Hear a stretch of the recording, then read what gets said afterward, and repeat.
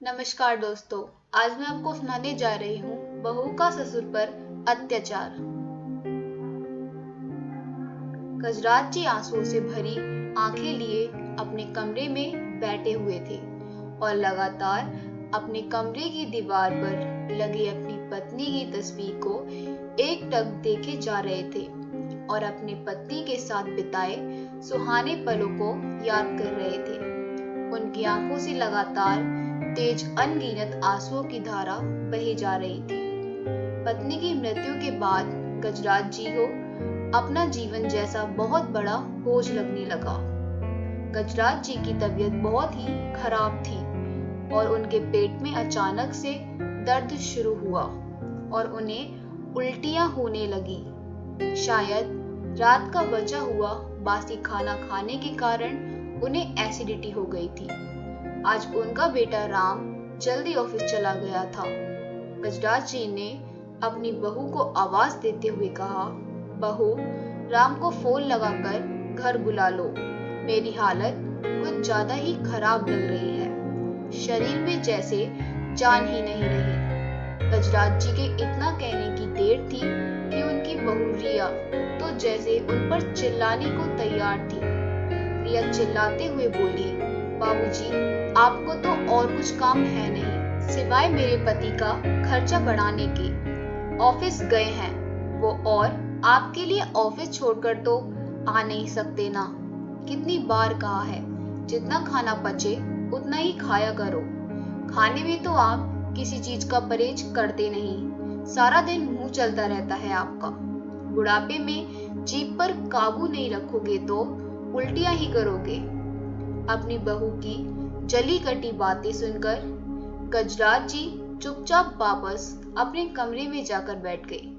बैठे बैठे उन्हें याद आया कि जब भी उनका पेट खराब होता था या उल्टियां लग जाती थी तो उनकी पत्नी राधिका उन्हें नींबू और पानी में काला नमक का शरबत बनाकर दिया करती थी, जिसे पीकर उन्हें तुरंत राहत मिल जाया करती थी। शरबत बनाने के लिए गजराज जी ने अपनी पोती गौरी को आवाज दी और थोड़ा सा नींबू पानी बनाने के लिए कहा।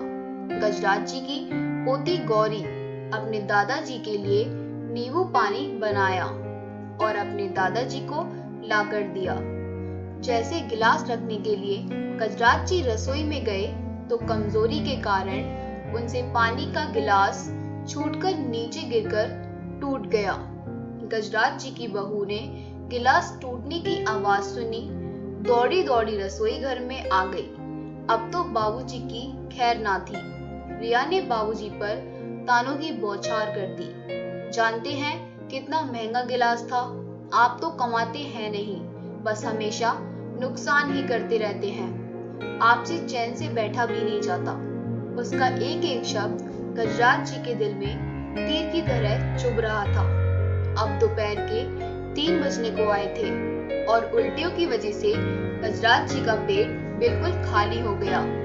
बहुत जोर की भूख लगी थी, लेकिन बहू से कहने की उनकी हिम्मत नहीं हो रही थी, तो खुद ही उठे और रसोई में अपने लिए खाना पकाने लगे। खाना लेकर अपने कमरे की तरफ बढ़े ही थे कि उनकी बहू रिया ने रास्ते में ही उन्हें टोका, यह क्या बाबूजी, अभी तो आपको उल्टियां हो रही थी, इतनी जल्दी ही आपको भूख भी लगने लगी। आपको दिख नहीं रहा कि आपकी उल्टियों की वजह से घर में कितनी गंदगी फैली हुई है। जाइए और पहले वह गंदगी साफ करो। कहते हुए रिया ने बाबूजी के हाथ से खाने की थाली छीन ली। भूख प्यास से तड़पते हुए गजराज जी केवल बहू की तरफ देखे ही जा रहे थे। सुबह से शाम हो गई, लेकिन गजराज जी के मुंह में रोटी का एक निवाला भी नहीं गया था। शाम को जब उनका बेटा राम घर आया तो उसने पूछा, बाबूजी, क्या बात है? आपकी तबीयत ठीक नहीं लग रही। गजराज जी ने अपने बेटे को अपना हाल सुनाया तो राम बोला, तो आप मुझे बताते, मैं आपको डॉक्टर के पास ले चलता। बेटा, वो बहू कह रही थी कि जैसे ही गजराज जी कुछ बोलने को हुए तभी उनकी बहू रिया उनकी तरफ घूरकर देखने लगी। गजराज जी वहीं चुप हो गए। बाबूजी, आप कुछ कह रहे थे, बोलिए ना, क्या बोलना चाहते थे?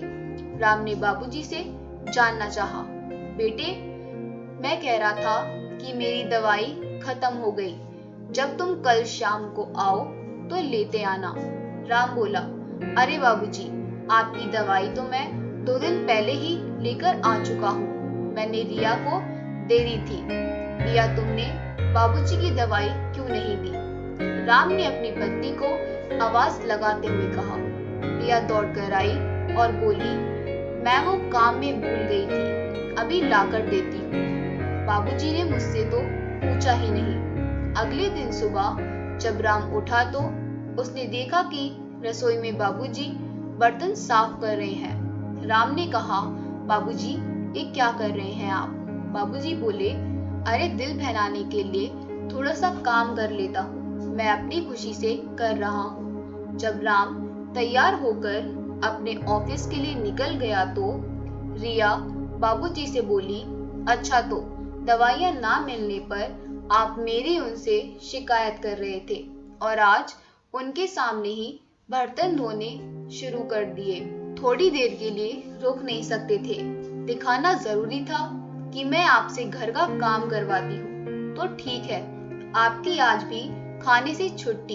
ये सुनकर गजराज जी रोने लगे और बहू के आगे हाथ जोड़कर गिड़गिड़ाने लगे और बोले, बहू, 2 दिन हो गए मैंने खाना नहीं खाया है। भूख के मारे मेरी जान निकली जा रही है। खाने के लिए 2 रोटी ही दे दो। ये कहते हुए गजराज जी की आंखों से आंसुओं की धारा बह निकली। रिया थोड़ी सी दया दिखाते हुए गजराज जी को रात की बची बासी रोटी और थोड़ी सी चाय दे दी और बोली, आज तो आपको रोटी और चाय दे रही हूँ। आगे से आपने किसी से भी कोई शिकायत करने की कोशिश की तो अपना अंजाम सोच लेना। यह कहकर रिया तैयार होकर अपनी किटी पार्टी में चली गई। गजराज जी अपनी पत्नी की तस्वीर को देखने लगे और कहने लगे, देख रही हो भगवान, ऐसा खाना तो कोई किसी भिखारी को भी नहीं देता। उनकी पत्नी का स्वर्गवास हुए तकरीबन 8 महीने हो चुके थे और इन 8 महीनों में वही जानते थे कि उन्होंने एक एक सांस किस तरह से ली है। खैर, 2 दिन के भूखे थे तो गजराज जी सूखी रोटियों पर टूट पड़े। अगले दिन सुबह गजराज जी अपने बेटे से बोले, अरे बेटा, देखना, ये मेरा चश्मा टूट गया। शाम को जब तुम ऑफिस से आओ तो इसे ठीक कराते आना। राम ने अपने बाबूजी का चश्मा देखा और बोला, अरे बाबूजी, आपका चश्मा तो बिल्कुल बुरी तरह से टूटा हुआ है। यह कहते हुए राम ने अपनी पत्नी रिया से कहा, आज बाबूजी को लेकर बाजार जाना और उनकी आंखों का टेस्ट करवाकर नया चश्मा दिलवा कर लाना। रिया ने राम के सामने आज्ञाकारी बहू बनते हुए हाँ में गर्दन हिला दी, लेकिन राम के घर से बाहर जाते ही रिया अपने ससुर गजराज जी पर बरस पड़ी। बुड्ढे, तुझे चैन नहीं है, रोज रोज कोई ना कोई नया खर्चा लेकर बैठ जाता है। अरे बहू, मुझे आंखों से कुछ नजर नहीं आ रहा है, इसलिए मैंने बेटे से कहा था। वैसे तो तुम भी जानती हो कि मैं कोई भी फालतू खर्चा नहीं कराता हूँ। गजराज जी डरते डरते बोले, अच्छा, कह तो ऐसे रहे हो जैसे सारा दिन ऑफिस में बैठते हो और काम करते हो, जिसके लिए आपको चश्मे की जरूरत है। सारा दिन तो आप घर में ही पड़े रहते हो और रोटियां तोड़ते रहते हो। एक बात ध्यान से सुनो, अगर 2 वक्त की रोटी खानी है तो चुपचाप अपने कमरे में पड़े रहो। मैं तो परेशान हो गई हूँ तुझसे। अगर रोज रोज यही चलता रहा तो देख लेना, एक दिन वृद्ध आश्रम भेज दूंगी, फिर मुझे मत कहना। गजराज जी की पोती गौरी अपनी माँ के मुंह से रोज रोज ये बातें सुनती रही थी। वह माँ के पास आई और बोली, माँ, आप दादाजी के साथ इस तरह की बातें क्यों करती हो? पापा के सामने तो आप उन्हें कुछ नहीं कहते। यह सुनते ही रिया ने अपनी बेटी गौरी के मुंह पर जोरदार थप्पड़ जड़ दिया और बोली, किसने सिखाई तुमको ये बातें? खबरदार, आज के बाद अपने दादाजी के पास बैठी तो बहू की बातें सुनकर गजराज जी का कलेजा तो जैसे छलनी हो गया था। रोज रोज की इस जिल्लत भरी जिंदगी से गजराज जी की सहनशीलता अब जवाब देने लगी थी। वे अपने बेटे को सब कुछ बता देना चाहते थे, लेकिन केवल एक ही बात सोचकर वह चुप रह जाते थे कि वे अपने बेटे के घर में झगड़े का कारण नहीं बनना चाहते थे और बेटे बहू का परिवार नहीं तोड़ना चाहते थे। गजराज जी बहुत सोच विचार में डूब चुके थे। क्या करूं, किससे कहूं? इन सब बातों का जवाब वह नहीं ढूंढ पा रहे। वे जानते थे कि अगर उन्होंने बेटे को सारी बातें बताई तो वह बहू को छोड़ेगा नहीं।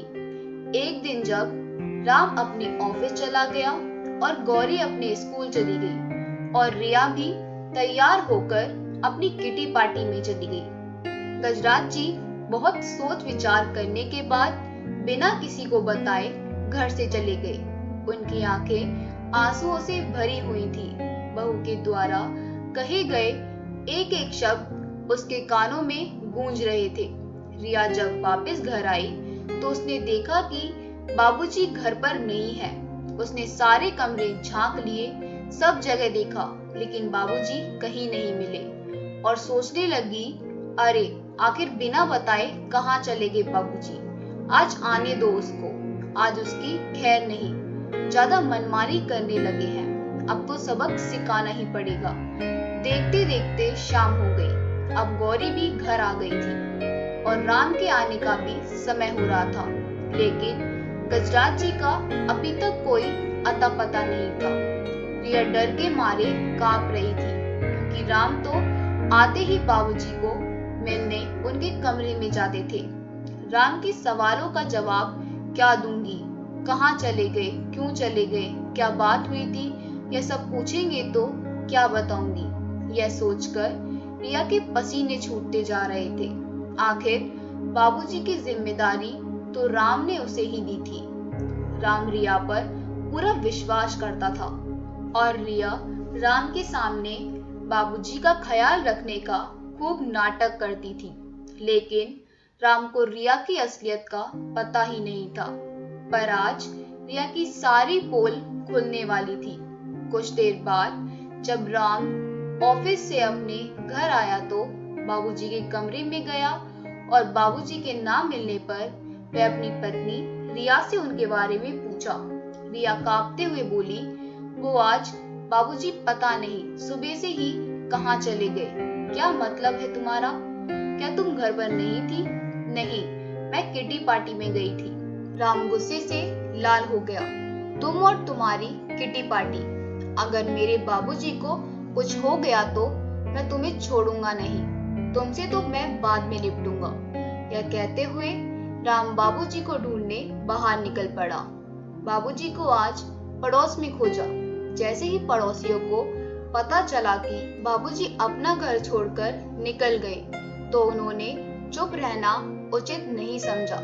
उन्होंने राम के सामने रिया की सारी पोल खोल दी कि कैसे रिया बाबूजी से काम करवाती थी और बर्तन साफ करवाती थी और बदले में उन्हें खाने के वक्त रोटी भी ना देती थी। यह सुनकर राम पर तो जैसे कोई पहाड़ टूट पड़ा। उसे वह पल याद आने लगे जब बाबूजी उससे कुछ कहना चाहते थे, पर कहते कहते रुक जाते थे। शायद रिया के डर के कारण बाबूजी कुछ बोल नहीं पाते थे। मैं कितना लापरवाह था जो मैंने रिया पर आंख बंद करके विश्वास किया और अपने बाबूजी की भावनाओं को समझ न सका। यह सब सोचते हुए राम रोने लगा और अपने बाबूजी की खोज में इधर उधर दौड़ने लगा। अचानक उसे ख्याल आया कि बाबूजी अपने गांव जाने के लिए निकले होंगे और वो हो ना हो वह रेलवे स्टेशन पर ही मिलेंगे। राम दौड़ते दौड़ते रेलवे स्टेशन तक पहुंचा, लेकिन वहां जाकर भी उसे बाबूजी कहीं दिखाई नहीं दिए। वह थक हार कर एक जगह पर बैठ गया। तभी अचानक सामने देखा कि बाबूजी प्लेटफॉर्म पर बैठे हुए थे और लगातार रोए जा रहे थे। अपने बाबूजी को रोता देख राम को अपने दिल में 100 छुरे चलने के बराबर दर्द महसूस हुआ। जो बाबूजी कभी आत्म स्वाभिमान के साथ रहा करते थे, वह आज मेरे कारण इस अवस्था में पहुंच गए हैं। राम दौड़कर अपने बाबूजी के पास पहुंचा और पैरों में गिर पड़ा और फूट फूट कर रोने लगा। बेटे को इस तरह रोते हुए देख गजराज जी ने अपने आप को संभाला और अपने दिल की सारी बातें बेटे के आगे उन्हें खाली कर दी। बाबूजी, मैं सब जान गया हूँ कि रिया ने आपके साथ कैसा व्यवहार किया, आप पर कितना अत्याचार किए हैं उसने, लेकिन आप आज तक चुप क्यों थे, यह जान गया हूँ। आज तक जो हुआ सो हुआ, आज के बाद ऐसा कभी नहीं होगा। रिया ने आपको घाव दिए हैं, उस एक एक घाव का हिसाब तो उसे देना ही होगा। पिताजी, आप मेरे साथ घर चलिए। यह कहकर राम अपने बाबूजी का हाथ पकड़कर घर की तरफ ले जाने लगा, तो गजराज जी ने घर जाने से मना कर दिया। नहीं बेटा, मैं तुम्हारे और बहू के बीच झगड़े का कारण नहीं बनना चाहता। मैं चाहता हूँ कि तुम दोनों सुखी रहो। मेरा आशीर्वाद सदा तुम्हारे साथ है, पर मैं घर वापस नहीं जाऊंगा। राम किसी तरह बाबूजी को मनाकर घर वापस लेकर आया। घर आते ही रिया को देख राम का खून खौल उठा। राम ने रिया से कोई सवाल नहीं किया, ना ही उसे कुछ बोलने का मौका दिया। आते ही उसके मुंह पर 2-4 थप्पड़ जड़ दिए। आज ये नजारा उनके पड़ोसी भी देख रहे थे, पर किसी ने आकर राम को नहीं रोका। राम का गुस्सा देखकर रिया के तो होश उड़ गए। राम का चेहरा गुस्से में लाल हो गया था और वह आज रिया को छोड़ने वाला नहीं था। राम गुस्से में बोला, जलील, मैंने तो तुझ पर भरोसा किया, अपने बाबूजी को तेरे हवाले छोड़ा था और तूने मेरे भरोसे का गलत फायदा उठाया। मैं तो यही सोचता था कि मेरे बाबूजी घर पर रहकर बहुत खुश हैं, लेकिन तुमने तो उनका जीना बदतर कर दिया और मेरे सामने उनका ख्याल रखने का नाटक करती थी। जितना दुख तुमने मेरे बाबूजी को दिया, उसे तो मैं समय आने पर तुझे वापस दूंगा। तू अभी इसी वक्त मेरे घर से बाहर निकल जा। राम ने रिया के मायके में फोन लगाया और उसकी माँ को बोला कि आज से मैं आपकी बेटी से सारे रिश्ते खत्म करना चाहता हूँ। आकर अपनी बेटी को लेकर जाइए, मुझे इसकी कोई जरूरत नहीं है। और हाँ, मेरी बेटी गौरी मेरे साथ ही रहेगी। तलाक का नोटिस मैं आपके घर पहुंचा दूंगा। राम ने जो किया वह देखकर रिया हक्की बक्की रह गई। गजराज जी बोले, बेटा गुस्सा शांत करो और मेरी एक बात ध्यान से सुनो। तुम भी मेरी वजह से अपनी पत्नी से रिश्ता नहीं तोड़ना चाहिए। अब तुम पति पत्नी नहीं बल्कि माँ बाप भी हो। सोचो तुम्हारी बेटी पर क्या गुजरेगी। मेरा क्या है, मैं तो कहीं भी रह लूंगा। नहीं बाबूजी, यह घर मुझसे पहले आपका है। इस घर के मालिक आप हो और यह घर आपसे कोई नहीं छीन सकता।